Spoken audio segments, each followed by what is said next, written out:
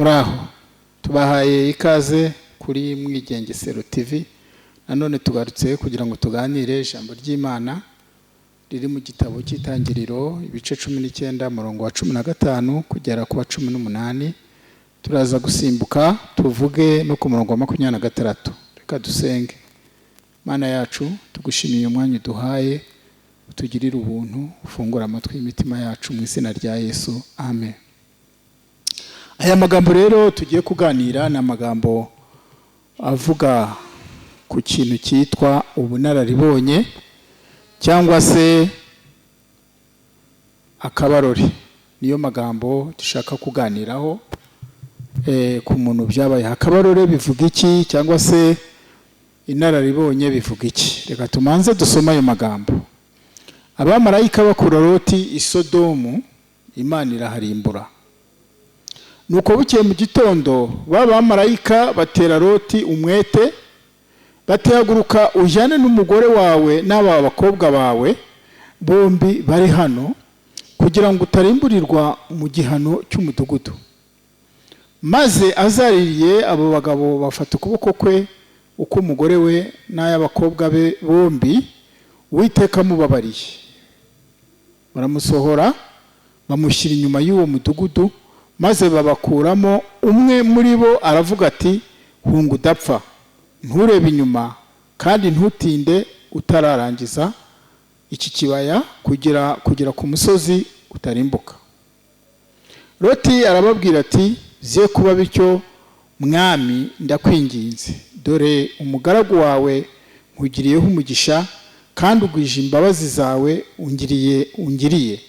Ubwo ukijije ubugingo bwanjye, sinahunga ngo ngere hariya kuri uriya musozi icyo cyago kitaramfata ngo mpfe. Dore uriya mudugudu niwo uri bugufi bwo guhungirwaho kandi ni muto. Reka nkuhungireho ubugingo bwanjye bukire, nturora ko ari muto. Ku murongo wa 26. Ariko Mukaroti arakebuka areba inyuma, amukurikiye ahinduka inkingi y'umunyu. Aya magambo rero niyo ngira ngo tuvugeho. Turaza kuvuga ku bintu bitandukanye n'amayerekwa Imana yatanze cyangwa se n'ubutumwa Imana itanga iha abantu cyangwa se mu bihugu bitandukanye duturanye nabyo. Hari ikintu Imana ibiteganyiriza. Buriya hari ibintu tubamo, umugambi wa Satani ukunda kwihuta cyane. Hari mwene data umwe twari turaganira, ambwira ukuntu n'umukozi w'Imana ngo wafunguraga ibiganiro akigisha amagambo y'Imana ariko abantu ntibayiteho. Bukeye ngo agiye kugifungura icyo kiganiro cyashyiraho umuntu wambaye ubusa. Noneho abantu bari bamuzi, bari bazi iyo channel ye, baravuga bati ariko se uyu noneho yasaze. Noneho mu kiganiro yatangije yaravuze ati, uyu mugore, uyu muntu wambaye ubusa ubonye n'amaso yawe ukihutira kumufungura, atusanzwe ati biragaragara ko nawe wambaye ubusa.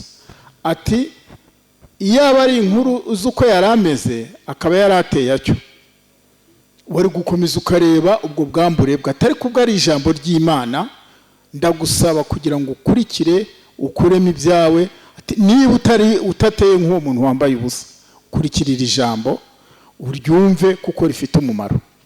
Rero aya magambo rero nanjye ngiye kuvuga ni amagambo avuga ku kurimbuka kwa Sodomu na Gomora. Sodomu na Gomora barimbutse baraburiwe, batumweho na Loti. Ariko ngo hari abantu babonaga ibintu, ibyo bintu babona bakabibona bikabatera ikibazo, bakanabisengera. Hari mwari muzi ko hari ibintu umuntu asengera ntibiveho, umuntu akabisengera ntibiveho, bitegereje kuzarimbuka, bikarimbukana na bene byo.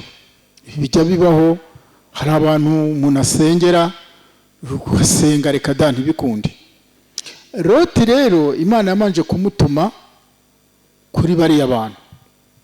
Bizonyine kuba utuye ku bantu, utuye mu bantu, ishusho yawe n'ifoto yawe igaragaza uko uri mu gace utuyemo.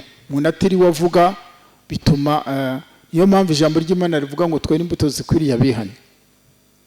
Hanyuma abantu ngo bakitegereza ibintu bibera muri icyo gihugu cya Sodomu na Gomora. Hanyuma Sodomu na Gomora rero cyari igihugu ngo kiba mu busambanyi bukataje bushingiye ku iterambere, bwabaga bushingiye ku iterambere.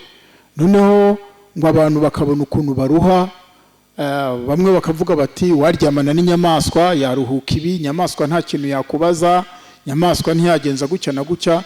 Mbese biriya byaha byose mwumva by'ubutinganyi byagiye bikorwa, babaga ngo bari kwekonomiza kugira ngo bagire ibyo bageraho, ari abadayimoni babafashe. Hanyuma abantu ngo bakareba imyitwarire y'abantu nk'iyo tubona muri iyi minsi ya none, ku bantu, ku bakobwa, ku badamu, ku basore, ku rubyiruko rutandukanye, ukabyitegereza. Wamara kubyitegereza ukavuga uti se aba bantu nk'ejo hazaza. Nigeze guhura n'uwitwa ngo ni umurezi, higisha muri primaire, yambaye kora. Ndibaza ndavuga nti uyu muntu urahagarara imbere y'abana yambaye kora imeze gutya, mbese aba bana ejo bo bazaba bameze bate? Bazaba basa bate? Bazaba bafite mico ki? Kandi ubwo kumva yahejeje, akumva nta kibazo nuko. Hanyuma rero muri iyo minsi abantu bo i Sodomu na Gomora ngo baraharegaga, bagasenga, bakabwira Imana, bakareka Imana ibyo bintu bihabera, ariko ntibiveho. Aho kugira ngo biveho bugacya ubugome bugenda bugwira. Byaje kugenda gute? Imana ngo yaje gusura Aburahamu, iza kumusura, aje kumusura, hanyuma iravuga iti turanyura kwa Isodomu, ariko Isodomu tuharimbure, turebe ko ibi bintu bihakorerwa koko ari by'ukuri. Buriya nta kintu Imana ishobora kugukorera, nta nubwo Imana yaguhana itamanje kugusangisha uburyo bwo kwihana. Buriya Imana igushyiraho uburyo bwo kwihana, ikoresha ijambo ryayo, igakoresha ibimenyetso byavaho, hakabaho amayerekwa yawe ku giti cyawe. Ibyo byavaho uko ugenda wanga kumva, niko umutima wawe ugenda urushaho kuba mubi, hanyuma none igafata icyemezo cyo kukurimbura. Hanyuma rero igihe cyaje kugera, abamarayika bajya kwa Loti. Bagezeyo ba bantu basambanaga batangira kugaragaza uko bari. Loti ngo wari wabakiriye, baramutera. Bamaze kumutera bamugezeho, hanyuma ngo arababwira ati mumbabarire aba bashyitsi, mubareke mugira icyo bakora, ahubwo mumfashe, mfite abakobwa batigeze bakora ibyaha, ndababaha mubagenze uko mushaka. Ariko ntibabyumva. Hanyuma rero nubwo mvuze ayo magambo yose, ariko ikintu nagendereye ikintu cyitwa ubunararibonye n'akabarore. Muri iyi minsi turi kugenda tubona ibintu bitandukanye. Ibyo bintu tubona, aho kugira ngo abantu bihane, aho kugira ngo abantu bahinduke, ahubwo bakarushaho kuba babi. Umuntu wamubwira uti have sigaho, ibi bintu sibyo, yaba gufiteho imbaraga akaba afite akwerekeza, yaba gufiteho ubushobozi akaba afite ahandi akakubwira. Ni nkaho yakubwira ati ibi ngibi ntiwakagombye kugira gute kubivuga. Ariko impamvu navuze icyo bita ubunararibonye, ubunararibonye si ukugira impamyabushobozi ngo ya doctora, abagira amalisanse atandukanye,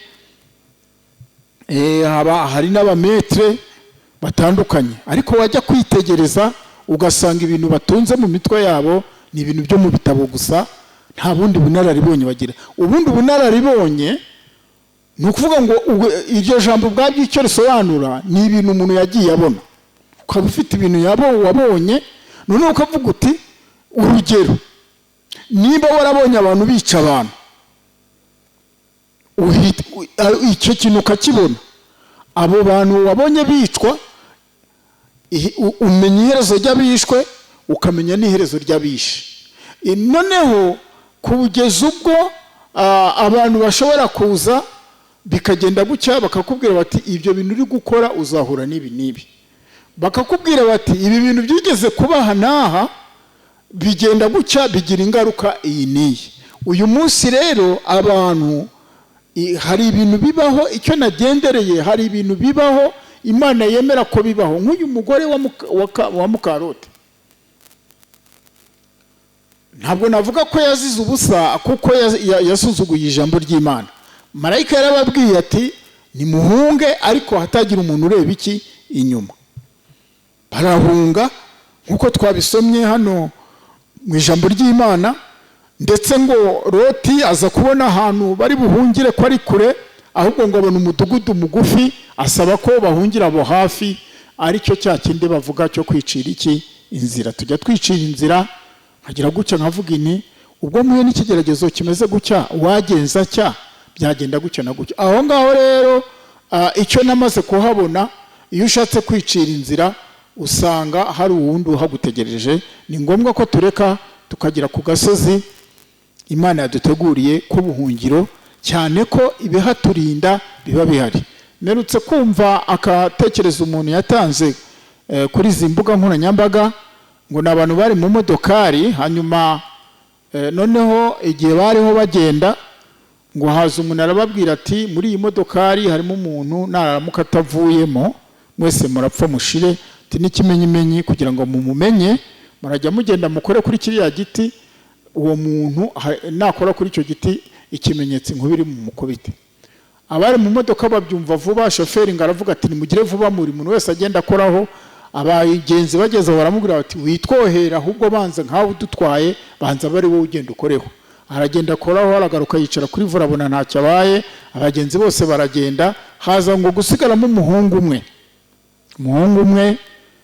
Nuko niwe ngo wari usigaye, aravuga ati ndapfuye karabaye. Aragenda, naho kumbi uwo muhungu wari mu modoka niwe wari urinze iyo modoka.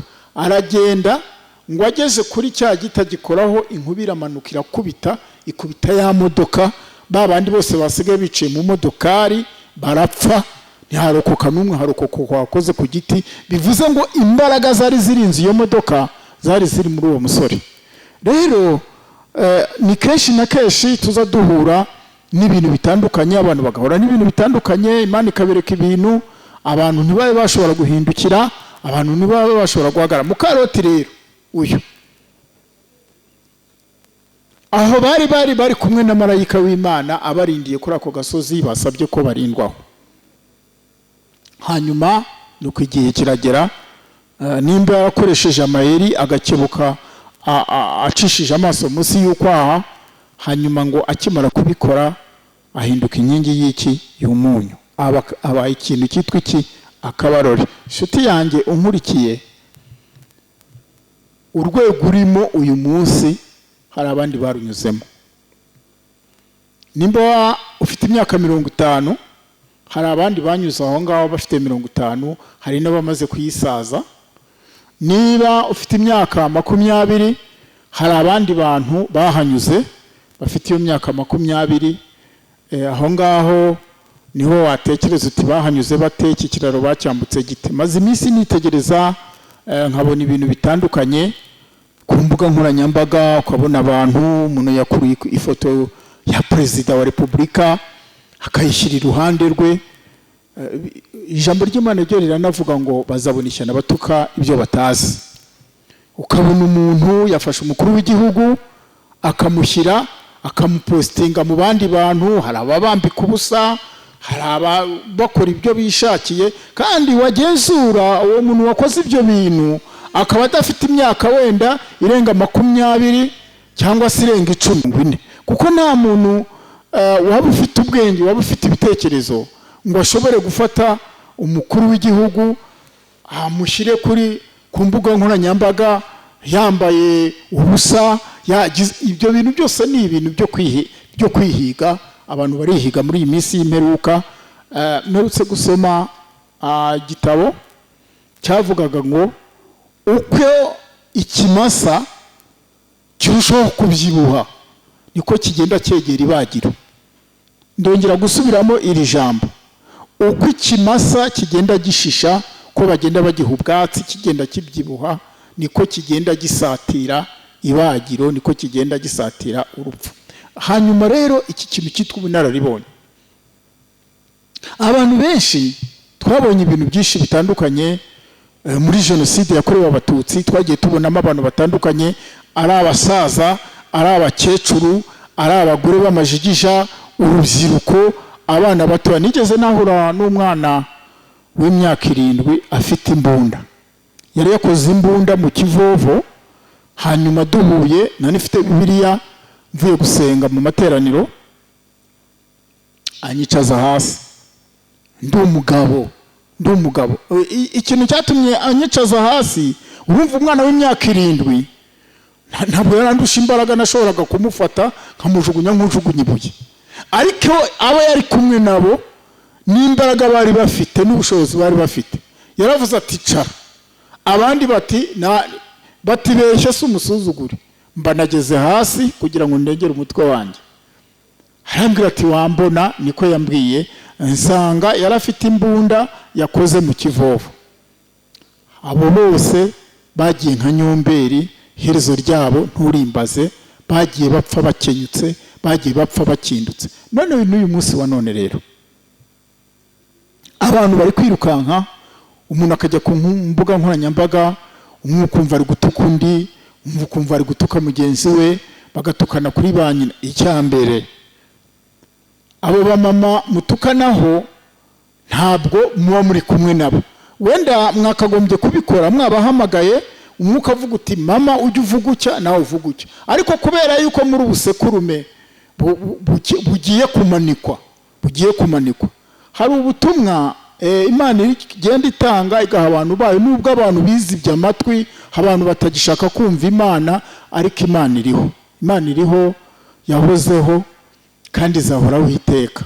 Abayemeye bakizera izina ryayo bahawe ubushobozi bwo kwitwa abana b'Imana. Abo ntibatinya gupfa ngo ntibangane amagara yabo, niko ijambo ry'Imana rivuga. Muri iyi minsi turi kugenda tubona ibintu by'abantu nimba nabyita kwihiga. Abantu bakihiga, umuntu ukamubwira uti nyamara ibi bintu uriho urakora sibyo, ibi bintu uriho ukora sibyo. Noneho wenda kubera imbaraga afite n'ubushobozi afite, akumva afite ukundi yakugenzaho. Kera nigeze gufungwa, mfungiwe umusoro w'amafaranga 400. Icyo gihe nari umusore, mfite imyaka hari 19. Noneho baza kudufatira ahantu ku muhanda twari duhagaze. Icyo gihe twasoraga umusoro wari amafaranga 400. Numva yari 400. Hanyuma twari twahingiye amafaranga. Hanyuma umuntu aratubwira ati rero mwampigiye neza, muze njye kubagurira icupa. Hanyuma turagenda, ubwo hari imodokari zitwaga ngo ni Gahumba Ngegera, ibiraje kubera ko twanyweye agacupa tubura ubwenge. Uburi umusinzi ntari ijambo utumvanye umusinzi nta handi warikura. Tugenda tubasanga duseka, twahaza agacupa, baratubwira ngo nimwurire. Tururira gutyo turagenda turafungwa. Namazemo icyumweru, amafaranga 400 narayabuze. Nyuma iwacu baza kuyatanga. Ayo mafaranga 400 yari menshi cyane, kuko ikiro cy'ibirayi icyo gihe cyaguraga amafaranga 3. Naho bare rero ayo mafaranga uko yanganaga. Hanyuma tugezemo rero, icyo nshaka kuvuga, umuntu wese wubakisha gereza ntabwo ari ikiraro bororeramo amatungo. Gereza ntabwo ari ikiraro bororeramo ingurube. Gereza ntabwo ari ikiraro bororeramo inka. Gereza ntabwo ari ikiraro bororeramo inkoko. Byanze bikunze, niba uri umuyobozi mu gace kose harimo gereza, ntabwo uzakugwa mu mubiri abantu bawe bagukomokaho habuze abajya muri gereza. Byaje kugenda gute rero? Umuntu watuyoboraga icyo gihe byitwaga komine, sinzi amakosa yaje gukora. Yari yarubatse gereza, amaze kuyubaka yanga gushyiramo amadirishya, aza gukora amakosa baramufata baramufunga. Bamaze kumufunga, icyo gihe abo yari afunganywe nabo baramubwira bati iyo uza gushyiramo amadirishya manini ubu utari kubona umwuka. Nuko bimugendekera gutyo. Ubwo ndi kuvuga ikintu cyitwa iki ubunararibonye. Hari ibiti bitinda kwera nk'avoka n'amapera. Ipera ntabwo waritera ngo mu mezi 3 ribe ryeze. Na za makadamia menya ari imyaka agera muri 2. Ibyo biti biratinda. bishatse kuvuga iki? Igiti cyari cyo cyose, imbuto yose utera, ntabwo ugomba ushobora gukugwa mu mubiri utayisoromye. Niyo utayisoromye abana bawe bagira gute? Barayisoroma. Rero hari abantu b'inararibonye, ni nayo mpamvu no mu murimo w'Imana tuza tubibona mu murimo w'Imana bavuga ko nta muntu ukwiye kuba umuyobozi w'itorero ari umuntu uhindutse vuba, ari umuntu udafite ibintu amenyereye. Nigeze guteranira ahantu ku itorero byabogwaga n'umushumba umwe, hanyuma ngezeyo arasuhuza, ampereza intoki, yamereje imitwe y'intoki, nuko ndamureba ndamwitegereza, aragenda atangiye kutwigisha kubera ko yarahindutse vuba, yarataye akazi yakoraga, yari umudiregiteri, aza yirukanka ngaje mu Gishumba ngo habamo ibintu baronkerayo, mbese natekereza ko yaje gusahura. Kwigisha kwe nari muri iryo teraniro, arigisha, atangira kwigisha ngo ukuntu ngo ibiryo bye ngarya, ngo ntashobora kurya ibiryo ngo bitariho inkoko, ngo ntashobora kurya ibiryo ngo ubwo se ngo Imana asenga, Imana dusenga ntabwo ari iy'inkoko, Imana dusenga ntabwo ari iy'inyama z'inka, Imana dusenga ni Imana y'inyembabazi. Turiye tutariye, hari korasi twazaga turirimba ngo yandutiye byeri na za mitsingi barata. Nihuse rero tumaze iminsi tubona tukagira ibintu bitandukanye, ariko hakabaho n'ubutumwa butandukanye tugenda tubona ku bantu cyangwa se ku bintu no ku bihugu. Mu minsi yashize nibwo nabonaga ibintu bigiye kuba ku Burundi, nditegereza ndavuga nti ariko ibintu Imana birabizi. Buriya ibi bihugu mubona dutuyemo nubwo bifite ababiyobora, ariko bifite umuremyi wabiremye, bigira umuremyi. Na nk'urugero, dufite Lake Kivu, nta muntu ibaruyeho, nta muntu tubona ibaruyeho ngo tuvuge gifite. Buri muntu wese yaravutse asanga hari ikiyaga kimeze gutyo. Hari umunsi umwe nari mvuye ahantu bita ku Murindi, twari tuvuye mu gukorayo umurimo w'Imana. Aho hantu hari ahantu ni ku Murindi wa Nasho.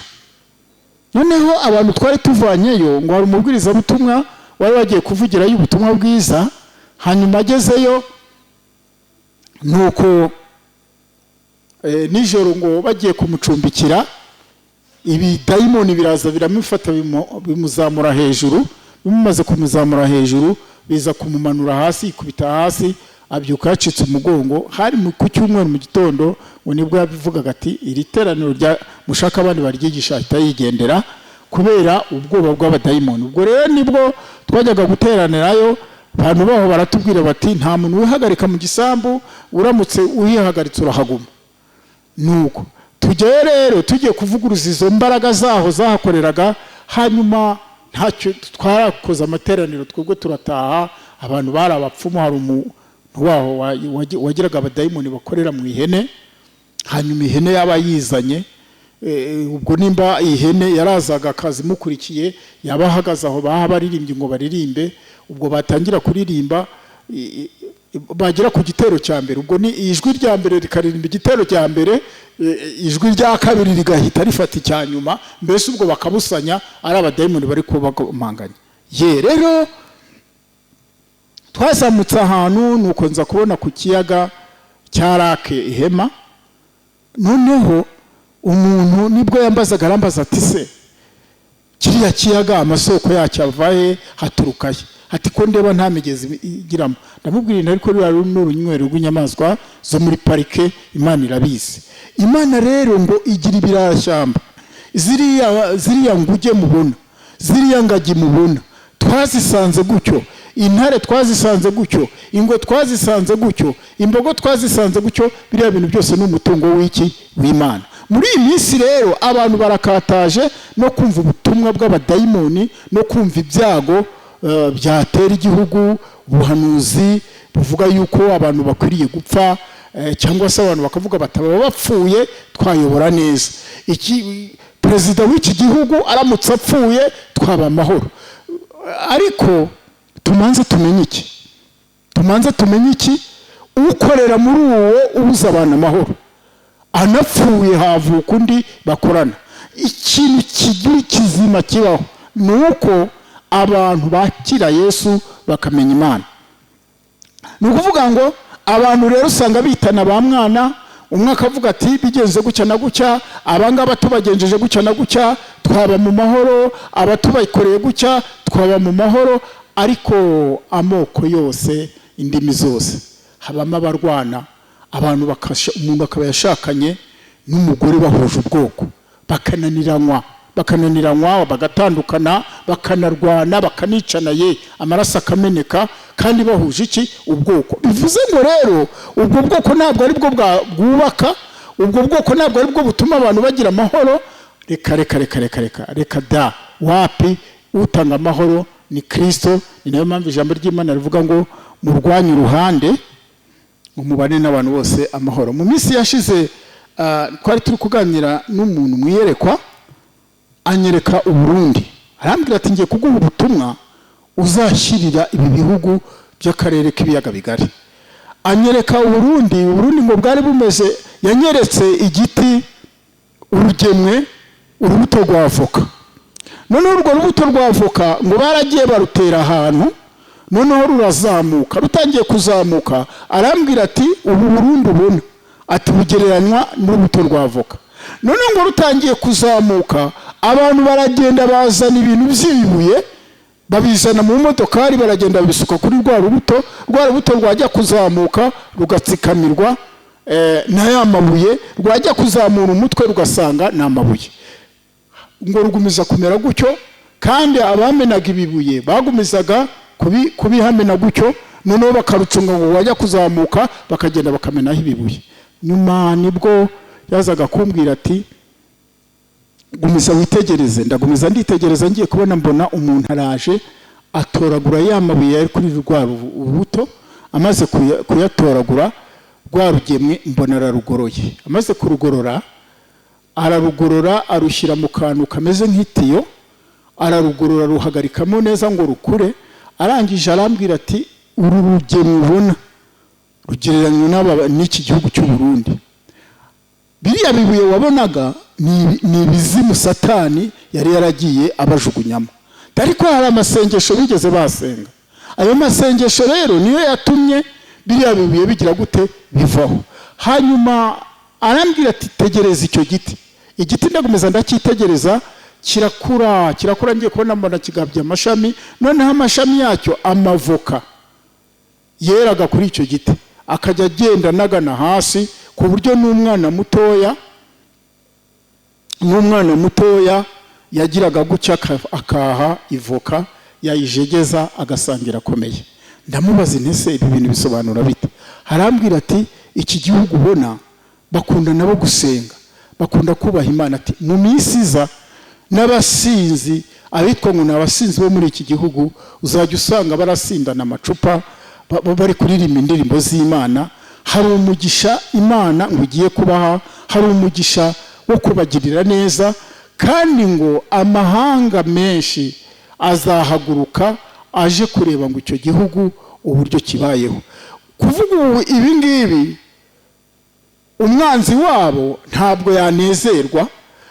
Njya numva ukuntu u Rwanda abantu barwifuriza, umuntu wese wifuriza ibyiza, umuntu wese ukumva ari kuvuga ibyo ashaka, umuntu wese ari kuvuga ibyo ashaka. Ariko nkatwe nk'Abanyarwanda twaremwe n'Imana, turi abantu b'Imana, duhagarikiwe n'Imana. Imana iradukunda, kandi mu bifitiye imigambi itangaje natwe turimo. Nuko nza kubibona gutyo, hanyuma iza kunyereka n'inaha iwacu ibyatubaho, na hariya hakurya ibizababaho. Ariko sibyo byigisho nateguye, tuzaza tubivuga uko bwije nuko bukeye. Ariko icyo nashakaga kuvuga nuko Satani niba afite umugambi mu gihugu cy'u Rwanda, akaba agambiriye kurimbura Abanyarwanda yifashishije ibintu runaka cyangwa se intambara runaka, uwo mugambi Satani afite, n'Imana nayo hari umugambi ifite utari wo kurimbura Abanyarwanda.